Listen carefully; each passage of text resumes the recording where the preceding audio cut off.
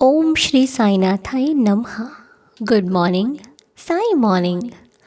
आइए आज का दिन शुरू करते हैं। और आज के दिन को शुरू करने से पहले आइए प्रार्थना करते हैं। प्रार्थना करने से मन को बहुत सुकून मिलता है, क्योंकि प्रार्थना ईश्वर को नहीं बदलती, प्रार्थना उसे बदल देती है जो प्रार्थना करता है। जी हाँ, प्रार्थना करने से हमें लगता है भगवान की कृपा होगी ना, वो तो होती ही होती है, लेकिन हम खुद बदल जाते हैं।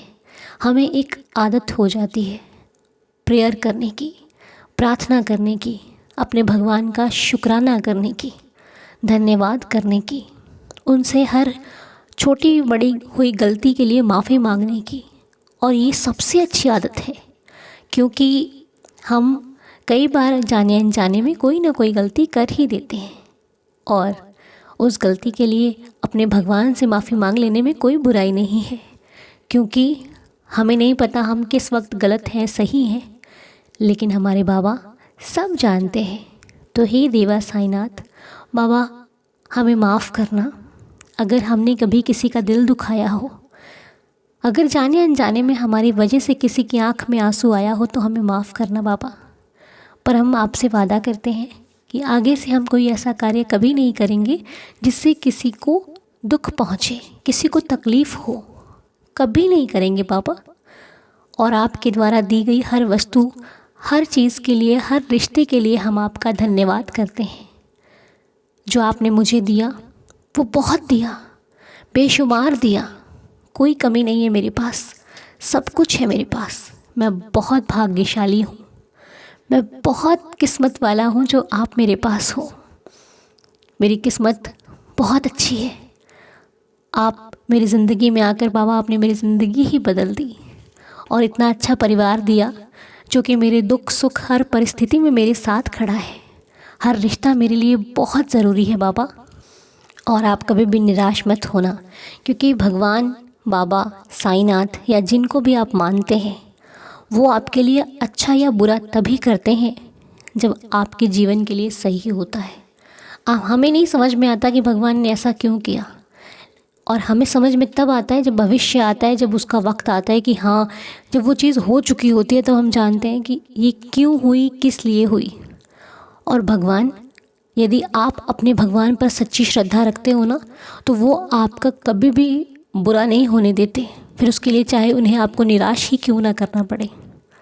इस प्रकार माँ अपने बच्चे की इतनी परवाह करती है, अपने बच्चे से बहुत प्यार करती है। बच्चे ने अगर वस्त्र गंदे पहन रखे होते हैं ना, तो माँ को अच्छा नहीं लगता, माँ उसके गंदे वस्त्र को बदलना चाहती है। लेकिन बच्चा बहुत रोता है कि मुझे नहीं बदलने, मेरे लिए वो सही है।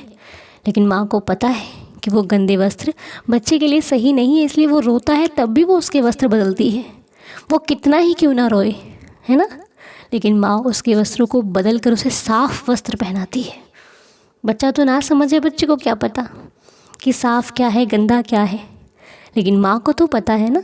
तो माँ उसके गंदे वस्त्र हटाकर उसे साफ अच्छे वस्त्र पहनाती है, क्योंकि माँ को पता है कि उसके बच्चे के लिए, उसके बालक के लिए क्या अच्छा है और क्या नहीं अच्छा।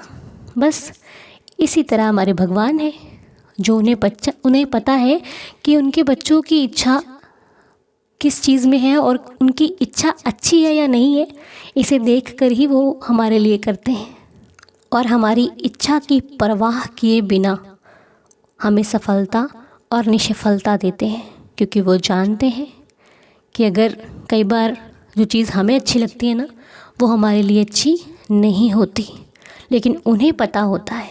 तो इसलिए कभी भी आपको आपका मन चाहा कुछ भी ना मिले तो सबूरी रखना।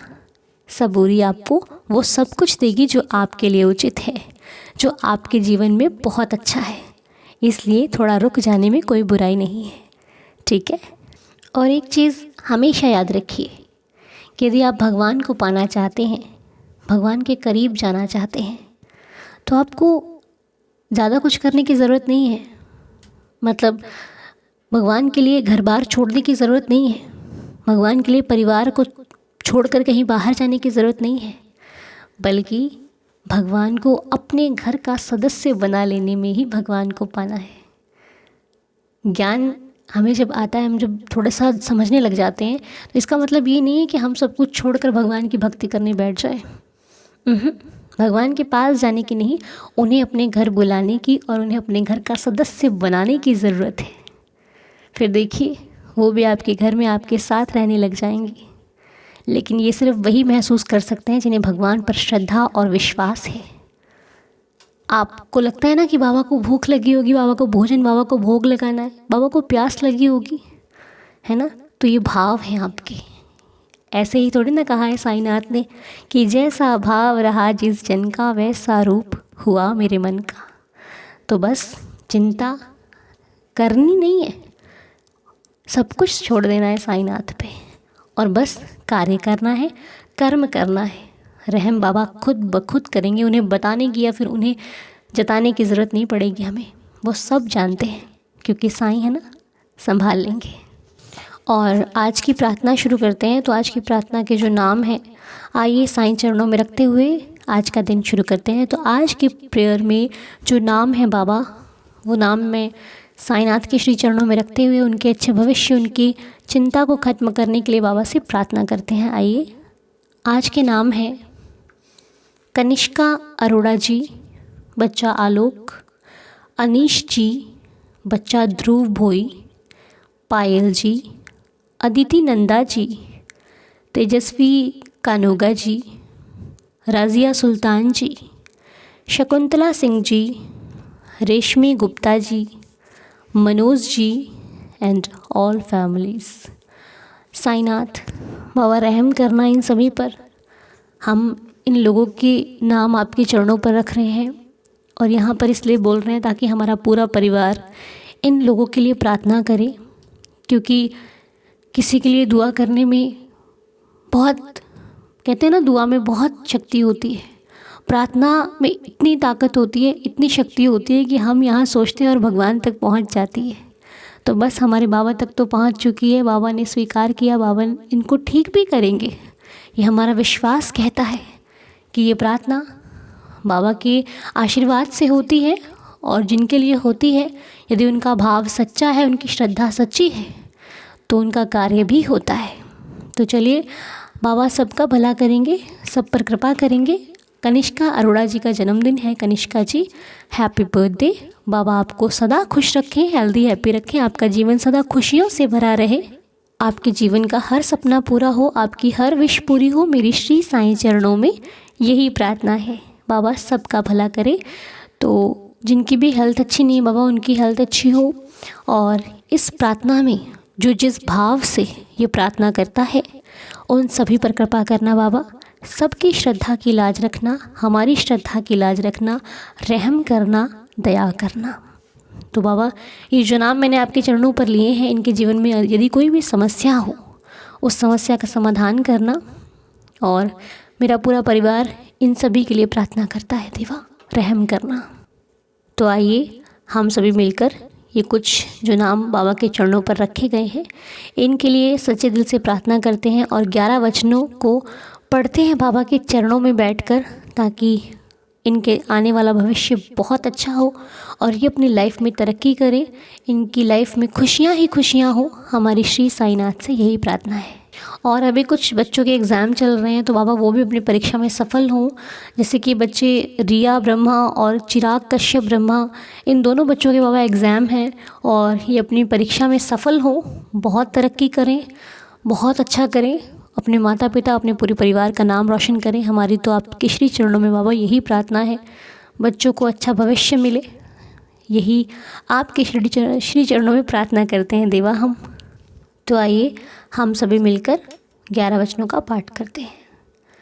जो शिरडी में आएगा, आपद दूर भगाएगा, चढ़े समाधि की सीढ़ी पर, पैर तले दुख की पीढ़ी पर, त्याग शरीर चला जाऊंगा, भक्त हेतु दौड़ा आऊँगा, मन में रखना दृढ़ विश्वास, करे समाधि पूरी आस, मुझे सदा जीवित ही जानो, अनुभव करो सत्य पहचानो, जैसा भाव रहा जिस जन का, वैसा रूप हुआ मेरे मन का, भार तुम्हारा मुझ पर होगा, वचन न मेरा झूठा होगा, आ सहायता लो भरपूर, जो मांगा वो नहीं है दूर, मुझ में लीन वचन मन काया, उसका ऋण ना कभी चुकाया। धन्य धन्य वह भक्त अनन्य, मेरी शरण तज जिसे न अन्य। अनंत कोटि ब्रह्मांड नायक, राजाधिराज योगिराज परब्रह्म, श्री सच्चिदानंद सद्गुरु साईनाथ महाराज की जय। आप सभी का दिन शुभ हो, मंगलमय हो। बाबा की कृपा आप पर बनी रहे। साईं सबका भला करें। बाबा सदैव आप पर अपना आशीर्वाद बनाए रखें। हमारी श्री साईनाथ से यही प्रार्थना है। तो आज संकल्प का चौथा दिन है। आज 3 दिन कैसे बीत गए हमें पता ही नहीं चला, पर आज चौथा दिन। आज भी बाबा के चरणों में बैठ के श्री साईं चालीसा का पाठ करेंगे और अपने जीवन को बाबा के चरणों से जोड़ते हुए, बाबा के दिखाए रास्तों पर चलते हुए आइए एक अच्छे कार्य करते हैं, सभी के लिए अच्छा सोचते हैं और फिर बाबा ऐसे ही हमसे सेवा लेते रहें। यही हमारी बाबा से प्रार्थना है। चलिए मिलते हैं आपको 12:30 बजे चौथे संकल्प के साथ, बाबा के साथ, अपनी पूरी दीदार फैमिली के साथ। ओम साई राम, जय जय साई राम।